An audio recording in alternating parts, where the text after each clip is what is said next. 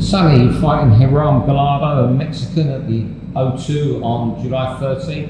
What do you know about your opponents? I know you study boxing in depth more than many fighters. To be fair, when it comes to myself, when I look at a potential opponent, I'll have a little look, and usually within 30, 40 seconds I've said yes. I've not said no to a single opponent, to be honest. Hiram Gallardo, the first look we had, because I think the spelling, he's getting spelt two ways, I think, for some reason. I think he was spelt right on one post and wrong on another, but the first time we couldn't find the footage.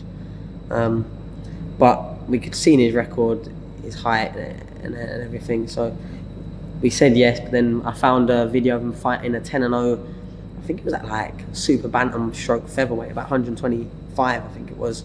Obviously it was only a 6-rounder, but he was in the away corner on a Golden Boy promotion, and he ended up winning 57-56 on all 3 cards against someone called Eduardo Nunes or something like that. Me and Grant watched the whole fight and said he thought he lost the fight. Obviously got the nod, so fair enough. I watched maybe a round at most, and I think he's kind of made for me. He's not the typical Mexican where it's just like non-stop, really small for the weight. He's a decent height, probably a bit taller than me. So, you know, sparring Lee McGregor, so my brother, he's perfect. You know, they're a few inches taller than me. And he throws and he sort of lifts up quite upright, but he's game, you know what I mean? He took some solid shots and he carries on throwing, so I'm not expecting to blast him out or anything like that. But I think he's quite suited for my style, but at the same time, I've got to stay switched on. You know what I mean? He holds a decent record, 12 wins, 2 losses, and he's got 2 draws as well. But yeah, it's for the IBF international, so it's another step in the right direction. We was looking at, and we'd got the fight made with the kid that Jamie Conlon had a war with before he fought for the world title, Yarda Cardoza, and that fight got made, but then it got knocked back by the IBF because of his record. Even though on BoxRec he's ranked, I think, 10 places above me, because he's got some good wins, but he just got quite a few losses. I think his record's at 25 wins, 18 losses. But that would have been another good measuring stick, you know, just like Farag was, just like Granados was, you know what I mean? Because other British fighters had fought him. But that got knocked back, with a bit disappointing, and they got this opponent. So I said yes straight away, and this one went straight through the IBF because he's got a better record. So yeah, that's about as much as I know as them, really. And it just seems yardstick opponents, they seem to step up from the previous one just a bit, don't they? It's been a weird one, really, because I think that Matos was potentially the easiest fight I've had in my last 3. Obviously I had Farag, who was a big step up, and then I had Granados, who was a known quantity with the fight he put in against Jamie Conlon, and as well as like Aston Palikte, who just got beat for the WBO World Title and drew for it before that. Pedro Matos, he was very game, came to win. Finished his camp over in Manchester in the UK for the last 3 weeks. So he probably came to win. He didn't just come to, you know, get paid and go. But yeah, another step in the right direction. It's getting frustrating because arguably I want the British fights. Arguably I want the fights that people get excited for, because I'll get excited for those fights. But at the same time, I don't need to be waiting or stalling my career for anyone any longer. Before the Farag fight, you know what I mean, I was chasing the opportunity to get onto the platform. Now I've arrived at the platform, and that's about keeping busy, keep learning, obviously earning money. But no one now is going to stall my career. I'm not going to be chasing after any of these. I'll discuss and I'll call for the fights, but at the same time, people don't want it. I'm not going to be waiting around for them. I know, but you want that British title. When you look at your British rivals, is there anyone who you think might be tempted to take the chance against you? I don't know, because what I think it is at our weight, super flyweight, and flyweight, I'm both really. They must rate me much higher than the British level.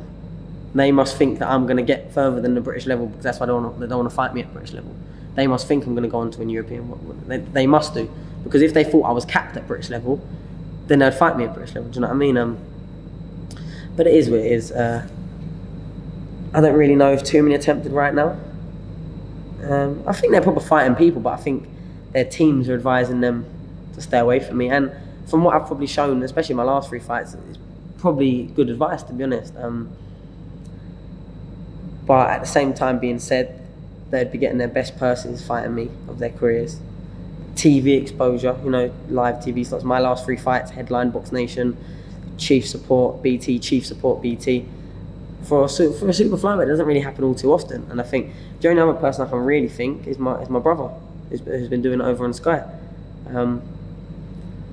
So yeah, unless I get a fight with Charlie, I don't know who else would really be too interested. But maybe, I don't know if it was just all sort of smoke and mirrors, but Scott Allen, who just obviously fought Lee McGregor, put in a decent shift, fought for the British at Commonwealth. He said he's looking to drop down to super flyweight, or could make super flyweight at the press conference. So, do you know what I mean? If he does, if he sticks to his word, that's, I don't know, maybe a potential fight. I guess he would fight me. He fought Cash, he fought Lee. He's got a winning record. You know, maybe if he gets a couple of wins, the board will. But I think that's the problem. The only person who would take the fight is Craig Derbyshire, English champion 2 times. Pushed Tommy Frank very close. I was there, sat ringside. Tommy Frank, after about the 5th, 6th round, just ran quite bad as well. And I think that sort of... And I think he won on a home show 97-93. I had it a bit closer. I think a draw could have been bang on. And I think sometimes Derbyshire was landing a bit of work. But that's all by the wayside. Tommy Frank won and pushed on. But he fought for the English title. And I know they tried making me versus Craig Derbyshire for the British, but I just don't think the board are too keen on it, to be honest, because the title's been vacant, and then having a sort of, I'll touch wood, I'll be 12-0 by then.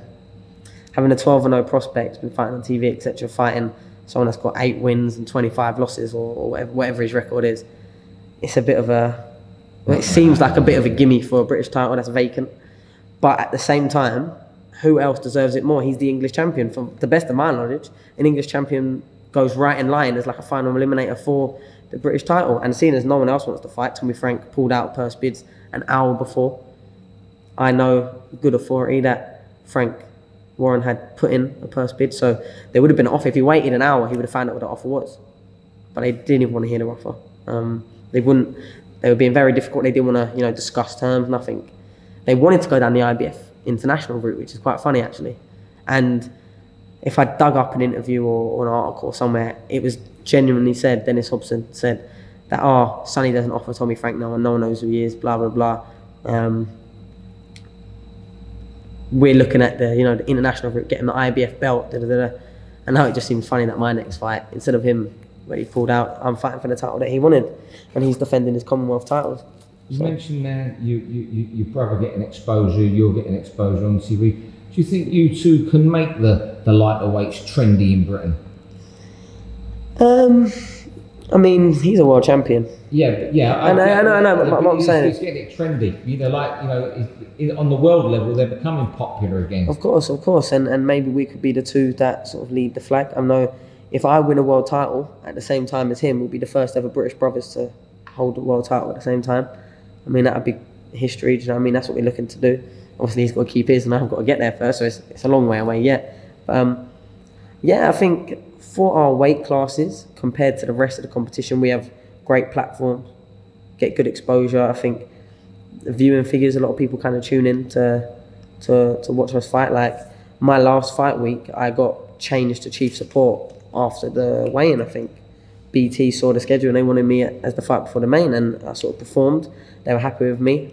Uncle Frank was happy with me, and I got the stoppage against someone that it seemed like he belonged in the ring. He didn't look like an absolute, like someone dragged off the street. Do you know what I mean? So obviously not the sort of opponents I want, but in order to get them more people talking about the lighter weights, you need proper fights. I'm talking.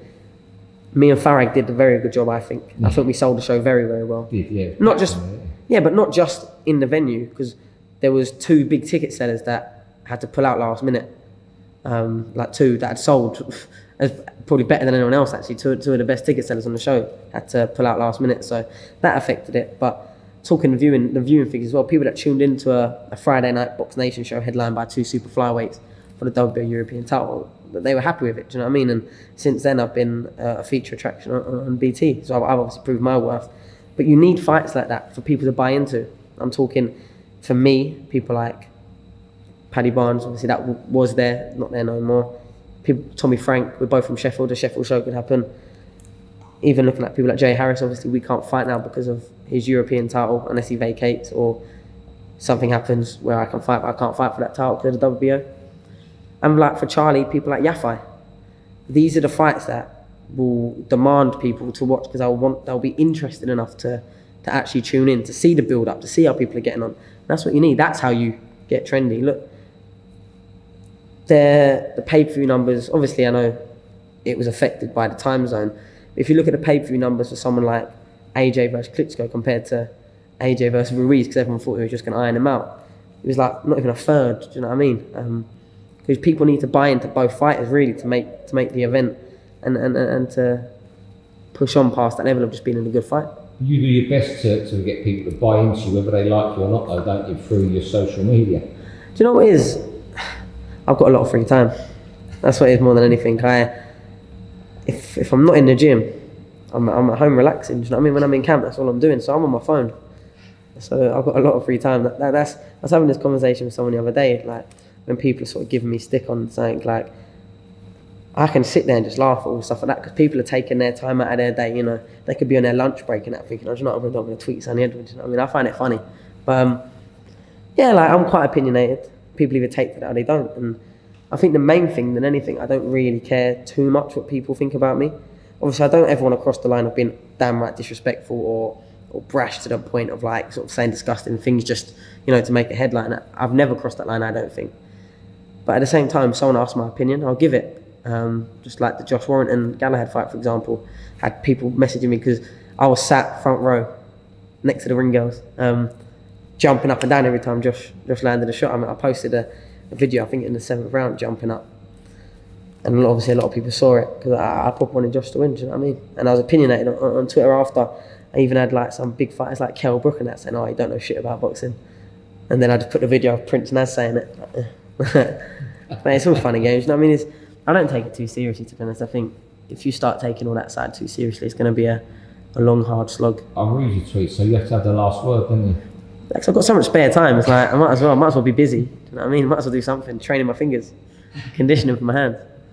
So how is it going? How does it tell us how it works in this gym? It seems every time we come, a very serene, peaceful gym here. Yeah, we all get along. Do you know what I mean? There's like we've just spent the week. Well, I've spent the week. Dalton spent the week up in Glasgow. Lee McGregor was fighting, headlining one of the MTK shows, and we all get along like a family. Lee actually sent me a picture yesterday. I hadn't seen it. Lee had just stopped Alan, and he's sort of like shouting to the crowd, and you can see me like front row, like doing the exact same back to him, but like the pure passion. Do you know what I mean? And he was like, he's so glad to be in an environment where people around you actually want you to do well, and it's not like jealousy, like because there's some camps that you could watch somewhere. Because I've seen it recently. I'm not going to name no names, but been in a big fight over in America, boxing. Someone from his own camp watching him. He's landing a shot and he's not even reacting. Do you know what I mean? There's no reaction on his face. And I think if you really want the best of someone, it comes out in your reactions. Do you know what I mean? And there's then some people in the gym, they get along. Do you know what I mean? But really deep down, they want the best for them, and they're not too asked about what's around them. I think in our gym, we're like a family. Do you know what I mean? Two of the lads for the gym are the godfathers to my children, or my child, shall I say. We socialise together. We go up and down for everyone's fight weeks, no matter where it is, and we spend all our time together. We help each other out. Charlie delayed his holiday to help Lee sparring for 2 weeks, and then went off. Do you know what I mean? Lee's coming back this week after fighting the 10 round, or went 8 rounds, but coming back to help me for my last week of sparring. So when you have that sort of environment and you actually know people want the best for you, and they show that of their actions, not just by their words, then it's really easy to be getting along. And Grant wouldn't have people, boxers, other coaches, even nutrition, if he didn't think they'd fit into like the sort of the environment around him. If he thought there'd be a problem, then because he's had it before, do you know what I mean, where someone looked to train with him, and because of the dynamic has to be good in the gym. You know what I mean? The gym has to be happy. It can't just be sort of everyone wanting their own. Otherwise, you won't get the most out of each other. Do you know what I mean? Because it's a hard life. This boxing, it can be very lonely. Do you know what I mean? And if you're surrounded by good friends that are actually in the same boat, like everyone's got best friends that have never stepped foot in a boxing gym, and they can't relate to the struggles you go through. Do you know what I mean? They're going down the pub every week, and which is fine. That's their life. Do you know what I mean? They're working 9 to 5. Like, but when you have close friends that actually know what you're going through, they can support you without trying to be supportive. They can just be there. They can just do things that they know you can do in camp, etc. And it's good, man. It's a good buzz in the gym at the moment. Happy fighter is a dangerous fighter, as they say. So what can we expect from you on July 13 against Gallardo? Probably more of the same. You know what I mean? I'm quite busy. I feel like I'm spiteful when I let my hands go. If he's a tougher ask than I thought, coming forward, I'll be able to get on my bike, sort of negate what he needs to do. I mean, a few rounds I'll feel him out, and then I'll see from there. Listen to the coach and go from there. That's all it is, really. Everyone has a game plan, innit? But the reason why I don't really watch too much of my opponents is they could look $1 million, but I know there's very, very, very few people I've ever seen that have got the same style as me, similar style to me. I'm very elusive. I'm throwing punches where I've slipped out of range and then coming back with just like pop shots, but very, very elusive, very tricky and unorthodox. So I can't go too much of them boxing someone that just sort of stands up with their hand, because it's so different. Like, there was clips of my last opponent, Pedro Matos, putting together like 8-9 punch combinations and dropping people and that, looking lethal. But I knew he's not going to do that against me. Do you know what I mean? So there's no point watching too much into it. But with Gallardo, I think he's got slow feet, to the best of my knowledge. He looks like it anyway. But I have a few rounds to feel him out and then up the tempo. And I'd like to get him out there, but then again, I'd like to get everyone out there. He hasn't been stopped. He looks tough. So we'll just have to see him tonight. On top of the bill, Daniel Dubois, Nathan Gorman. I think you might have been round both teams. Yeah. Who wins that fight in your opinion? Obviously the style points and skill go to Nathan Gorman. You'd have to say. I know Daniel Dubois disagrees. But you just have to think he's a bit faster, a bit sharper. But the power and the fitness is with Dubois for me. Even when he had the 10-round sort of snooze, I don't want to say snooze fest, but fight against Johnson, when Johnson didn't really look to fight, he was still going at a relentless pace the whole way through to the 10th round. I think Gorman looks $1 million a lot of time for a few rounds, but I've seen him box that Sokolowski, and I think that's his name, Kamil Sokolowski, and he went a bit flat down in the second half of the fight. So I think he can't afford to do that against Dubois. He can't afford to start slowing down, because if he does, it'll be a very, very hard night for him. If he's conditioned for 12 rounds and don't let Daniel near him, then there's only one win, it'll be Gorman. But at heavyweight, that's a very, very, very hard ask. So I would probably edge towards Dubois,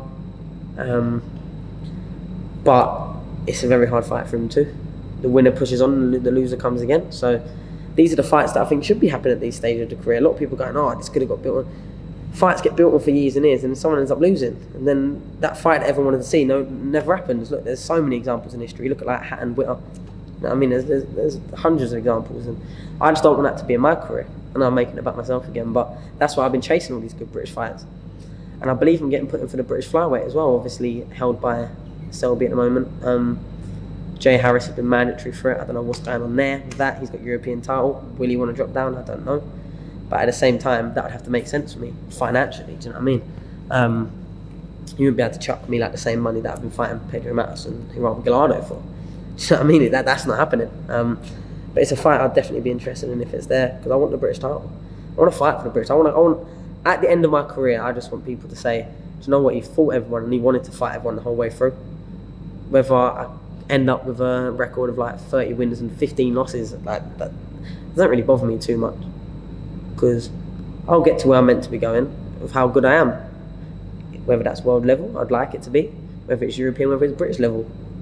You get out what you put in this sport. And as good as you are, you usually get to that level eventually. You might have a few blips on the way, but if you stay to it, look at my brother, he lost the world title. 2 years later, was crowned WBC world champion with a brilliant performance, and all of a sudden everyone's up his arse. You know what I mean? It's just, boxing's so fickle. You can't let the opinions of other people that, you know what I mean, get to you. You can't think, oh, because Joe Ham, oh, that's actually a boxing name, isn't it? Yeah, Joe Smith 758673 on Twitter says, oh, Sunny Edwards is useless, he's going to get beaten in his next fight as soon as he steps up. If I let that bother me every time, Jesus Christ, I'd have no self-esteem, would I? I mean, it's just one of them things. Just keep going. It's a sport at the end of the day. You might have a bad day, you might have had a bad camp. There's things that can happen in your life outside of boxing that can affect inside the ring. Just keep going. If you enjoy the sport and you enjoy the journey, the destination will be that much sweeter. I think too many people are too focused on just getting money, getting fame and getting titles, But if you actually enjoy the whole aspect, I love going to other shows. I love sitting front row, ringside, watching Josh Warrington beat all stuff like that. I love going to watch the other boys in the gym up in Glasgow and spending all fight week there, getting some spars and getting some training in. I love the sport. I love being involved in it. After my boxing career comes to an end, I'll be involved in some capacity. I know that for an absolute certainty. As long as someone will have me somewhere, whether it's training, whether it's doing something, broadcasting, whatever. That's what I'll be looking to do. I love the sport. I don't see me doing anything else. I don't want to do anything else. So it's simple. Brilliant. Thanks a lot.